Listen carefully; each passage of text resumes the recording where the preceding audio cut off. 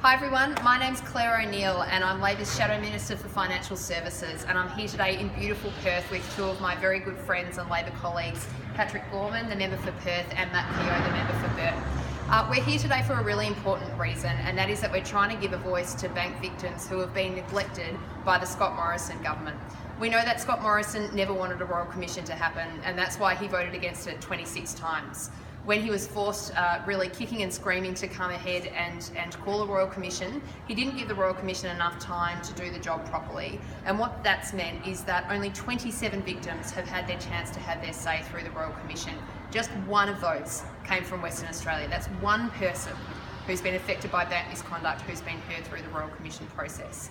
We don't think that's good enough. The other problem is that the Royal Commission hasn't even come over to Western Australia. So Labor can't fix that problem from opposition, and we've asked Scott Morrison to fix it by making that change to give the Royal Commission more time. So far he's refused to do that. But because we think it's really important that bank victims participate in this conversation, we're here today in Perth. We're running 2 roundtables as part of a series of discussions that are happening right around Australia, and we are learning so much from these conversations. So perhaps I'll ask you, Pat, you invited us to come to your electorate today. Tell us why you think this sort of forum matters. First, Claire, thank you so much for coming here to Western Australia. Like the whole federal Labor team, Claire is a regular visitor to the West, and it's so important to make sure that you've got to be here in WA to listen to people and actually hear their views on policy issues that matter. And one of the biggest policy challenges we have is how do we have a financial sector that actually works for everyone? And Labor has been leading that conversation. We've been calling for the Royal Commission, and after calling for that Royal Commission over and over again, people in my electorate very soon after I was elected were writing to me saying, hang on a minute, we didn't get a chance to talk to this Royal Commission. And as Claire said, the victim engagement has been poor in many instances, and we want to make sure that people get a chance to have their voice heard. Claire, as the Shadow Minister for Financial Services, has a really important role in making sure that we develop policies on the Labor side that will address some of those really big concerns that people have. And the best way to do that is to hear from people in my electorate, people in Matt's electorate. But of course, we do think that the Royal Commission should have come here. We have written to the Prime Minister saying you should have looked at this when you were setting up the commission. Your short time frame did impact on this. And of course, don't make the same mistake again with the Aged Care Royal Commission.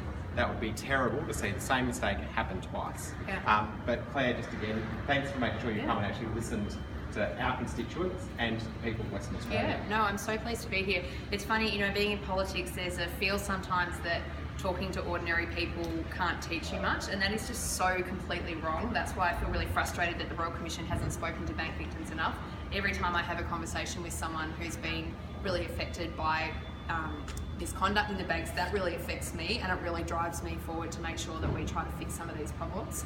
So I say that knowing that, Matt, you've run a roundtable here in the West. So do you want to talk a little bit about what so I already had a roundtable last month as well, after you kicked off some over on the East Coast, to allow people in Western Australia that have been affected by banking misconduct to come and tell us their story, because they weren't given that opportunity in the Royal Commission because of the short time frame made available to the Royal Commission. And it's really important because we as policymakers, as members of the Parliament, are going to have to deal with the recommendations that come out of that Royal Commission.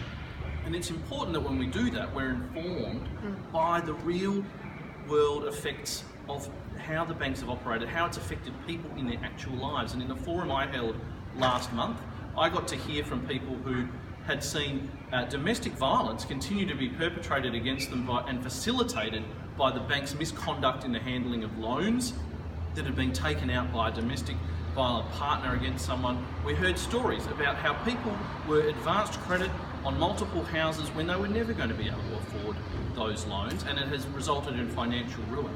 Farmers who have lost their livelihood as a result of bad management of loans, and people being put into the wrong products and being misled by our banks. So it's caused not only personal harm to families, the destruction of families, it's destroyed small businesses, it's destroyed our farming communities as well. And these are real people's lives that have been affected by banks that have made massive profits on the way through. And remarkably, in my work on the House Economics Committee, where we've been having these bank CEOs come and give evidence to us and try and explain away their behaviour and conduct, we've seen the situation arise where if it wasn't for this Royal Commission, somehow it never occurred to these bank CEOs that it was inappropriate to charge fees to dead people.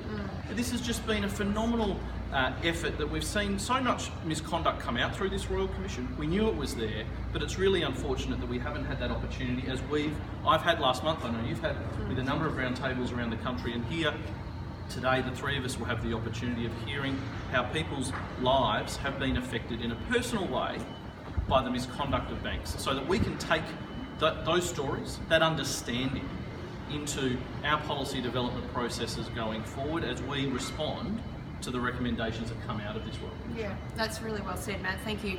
You know, when you're talking about that, and we had a really good exchange with the big four bank CEOs when they came to the House Economics Committee that I was also participating in, and I'm continuing to ask these CEOs, as you are, about how many bank victims they've talked to, and to talk us through the process that they're going through to identify who's been affected by the misconduct that they now acknowledge occurred. And I really want Australians to actually hear these stories too, because it really affects you as a person. You know, some of the things that we've heard, you talked about the link to domestic violence there, that's really common in the roundtables that I'm conducting. I hear, you know, people who have tried to take their own lives because of things that have happened to them. Frequently, I hear about marriage breakdown as a consequence of things that have been related to the banks. Frequently, I hear about severe lifelong mental health impacts. And I really try to get across to the bank CEOs when I'm talking to them, it's actually not the incident that occurred financially that put that person in financial distress that's the cause of that effect on them. It's the way the banks conducted themselves subsequent to the event, including things like putting people who have no chance in a court process through 10 years of litigation when the banks have done the wrong thing. And the way that these banks have used the law to actually stop victims from getting justice, I think, is one of the great outrages that has not really come through in the Royal Commission. And there's a reason for that. It's because the victims haven't been there and they haven't been able to have their voice. So Patrick, you're about to hear this this firsthand. Just tell us a little bit about what you're hoping to get out of the discussion that we're going to have with bank victims today. Well, I guess when it comes to the Banking Royal Commission, we know we're going to have, or we public expect there's going to be huge change to our financial services sector and our banking sector, because it's clear that the sorts of abuses that have happened can't go on. So I want to make sure that I hear firsthand from people that have been affected by these horrible things that we've seen too many times, what change they'd like to see. Because when we see legislation and regulation come through, I want to make sure it's actually going to help people, because you can always have stuff that might sound good on paper, but it won't affect or make real change to people who've been the victims of these abuses that have been very unnecessary. So I'm looking forward to sort of making sure that I've got that deep background from people. Also, I think it's us as members of Parliament trying to make sure that people do have their voices heard throughout this process. I was at a seniors forum last week in Maylands where I said to the 150 seniors, did you know the Banking Royal Commission never came to Western Australia? And there was audible gasps. I think people will be very shocked to hear that it never came to the West. We've got a huge financial services sector here. We're in a very important time zone for the future expansion of our financial services, and it's an important sector. I want it to be a successful sector, but I want it to be successful because it's innovative, not because it's conducting these sort of abuses that we've seen that have come to light through the Banking Royal Commission. Yep, that's great. Well, thank you so much, Matt and Patrick, for inviting me here today. We're really looking forward to the discussion we're going to have. If we can just finish by saying we've got a really simple message here for Scott Morrison.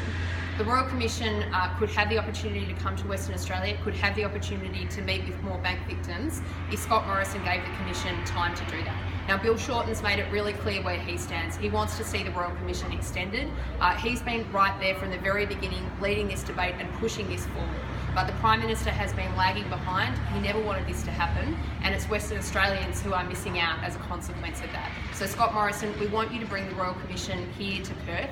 We want you to make sure that that Royal Commission hears more from bank victims, because that's really the only way that we see that Australians are going to feel that there's been a just outcome as a consequence of what's been a shocking series of revelations about financial services in Australia. Thanks so much. Thanks.